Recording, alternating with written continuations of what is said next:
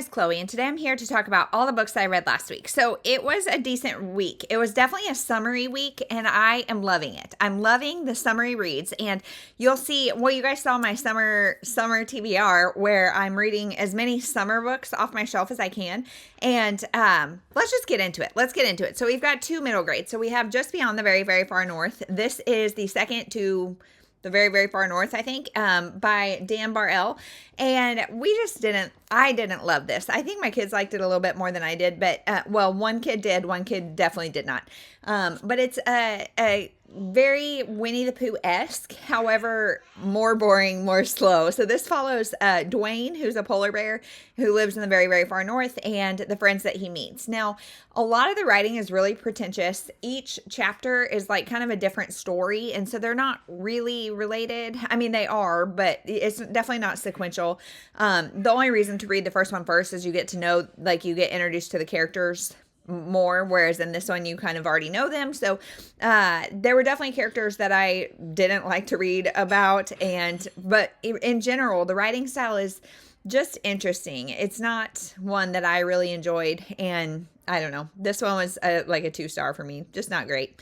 Then we read You're Amazing, Anna Hibiscus. These, on the other hand, are amazing. I've talked about Anna Hibiscus many times. This is number 8 in the series. And this is also, similarly, this is like 4 stories about this girl named Anna Hibiscus. She lives in Africa with her entire family.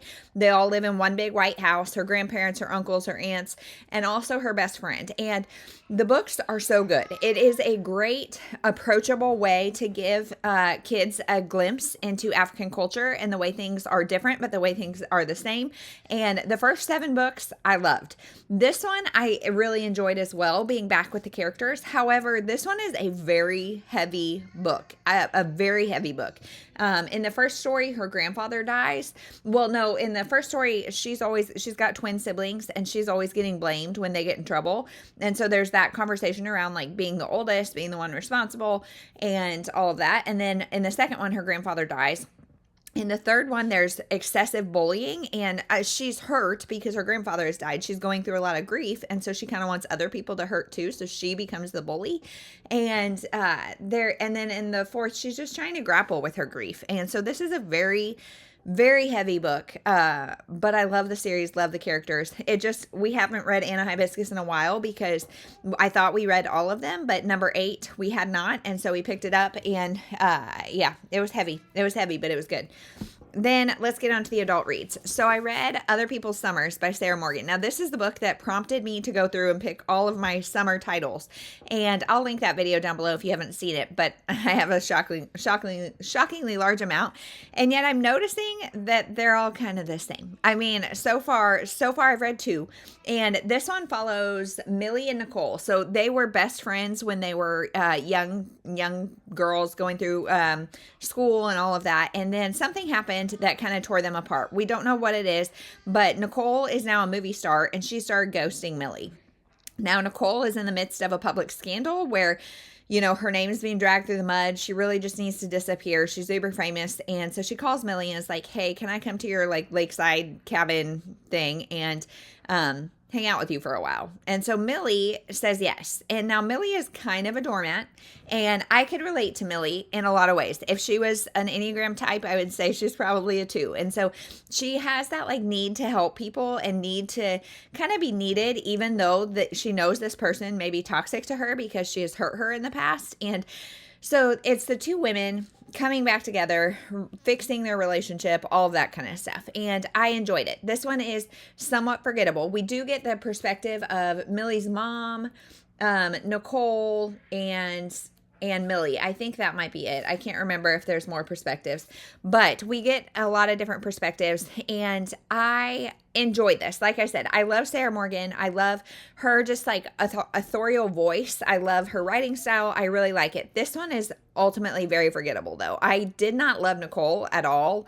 And when we find out the why she started ghosting Millie, it's awful. Like, and I would not take her back as a friend at all. I would like, it wouldn't be like, oh, I see why you did that. And I mean, I would understand why you did that, but still not great. Not what a friend does. I also thought Millie has a 13-year-old daughter, and I really like the conversation around how much she tried to like protect her mom, and how easy it is for like empathetic children to take on the emotions of their parents, and again try to kind of shelter their parents and play a role that they're really not meant to be playing. And now I read more into that than this book did. This book didn't go really into that, and Nicole definitely read older than 13, or not Nicole, I'm sorry, Millie's daughter definitely read older than 13. But I liked that topic and just how she broach that kind of. I do wonder if Sarah Morgan is like an Enneagram type 2, because everybody in this book, like the good guys, are very, very like sacrificially helpful, and the bad guys aren't, I don't know.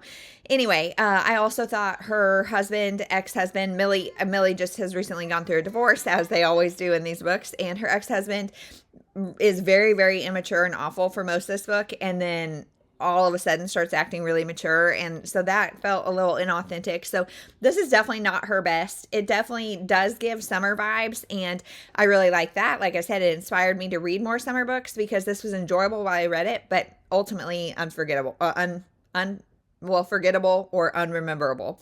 Then one that I'm going to remember very well, but unfortunately not for great reasons, is The Bad Parents by S.L. Harker. So this was on my June TBR for the Amazing Readathon and Amazing Race Readathon. I can't remember what it's called. Anyway, this is a short book about three sets of parents who all know each other because they live in the same neighborhood, and they start basically swinging with each other and doing really awful things. And there's one of them in particular who is like, oh, this isn't right, and yet she keeps doing it. And there's multiple times we get the perspective of the females. I can't remember if we get all of them or not, but we get the females, and they have doubts the whole time. They are like, we shouldn't be doing this. We shouldn't be doing this. And yet they continually go back, and it just gets worse and worse and worse and worse. And it's one of those situations where I think the author wanted you to be like,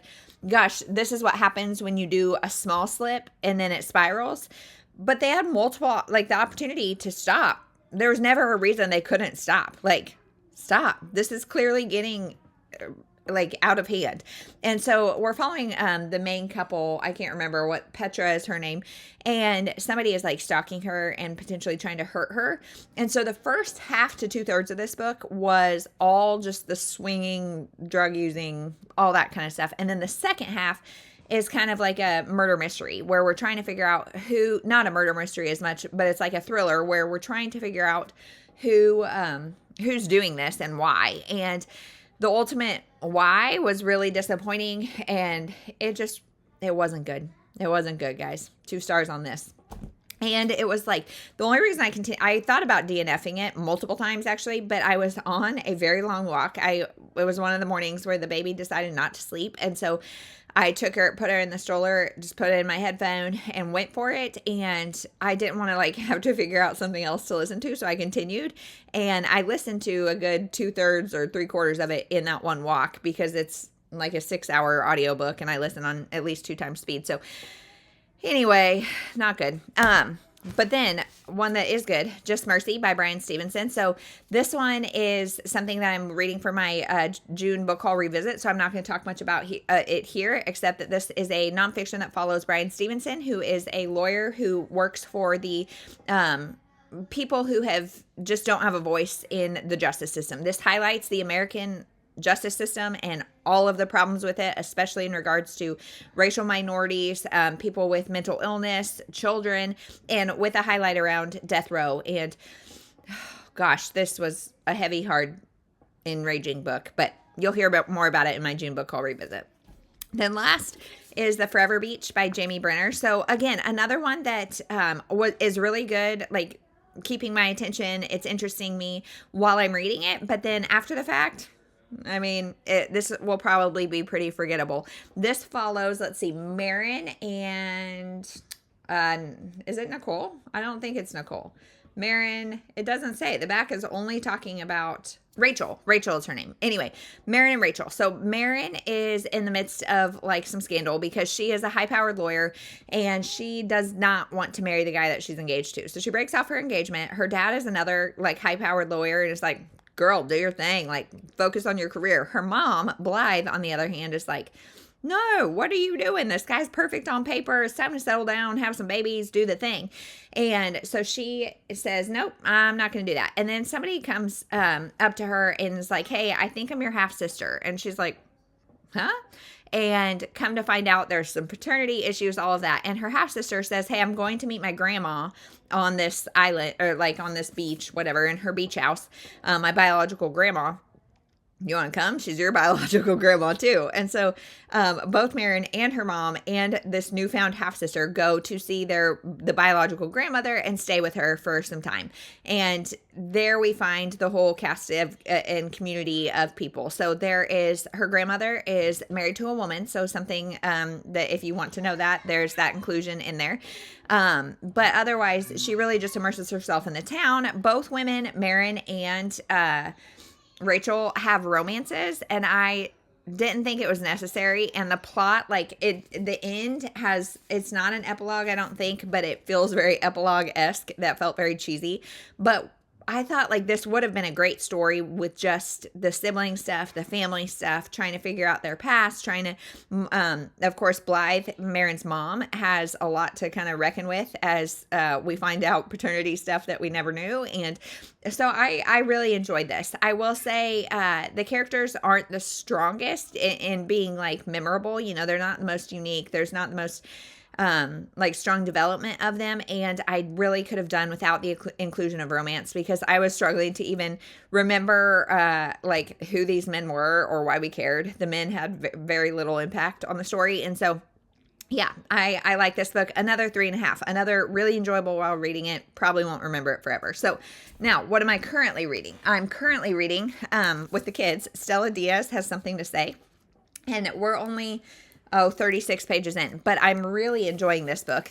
I'll show you guys the inside. There's a couple pictures, but this is about a girl named Stella, and she is just kind of struggles to fit in. She's in, I can't remember what grade she's in, maybe 3rd grade, something like that. And she is now not in the same class as her best friend, and she's really struggling to find a friend. And she is bilingual. Her family, I think she herself immigrated from Mexico, and so she is kind of first generation American, and she's really struggling to find friends. And so it's just her kind of reckoning. She speaks both English and Spanish, and she has a lot of nervousness, and she's, you know, trying to do life. Her best friend is in a different class, and she's moving on, making friends, and Stella's just not sure. So far this is really good. Then I'm listening to The Orphan's Tale by Pam Jenoff. So this is also on my Amazing Readathon TBR, and this has deckled edges and it has a circus theme.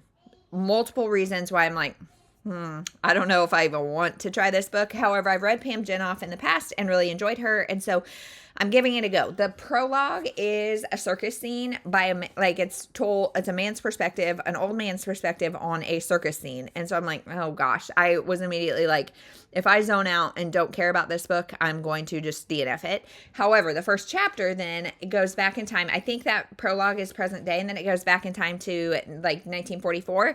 And we're following a woman who has been kicked out of her house by her parents because she is pregnant, and she is Dutch, and so she looks very Aryan, and she is pregnant with a German soldier's baby, and so her parents kick her out, but they're like, that's okay.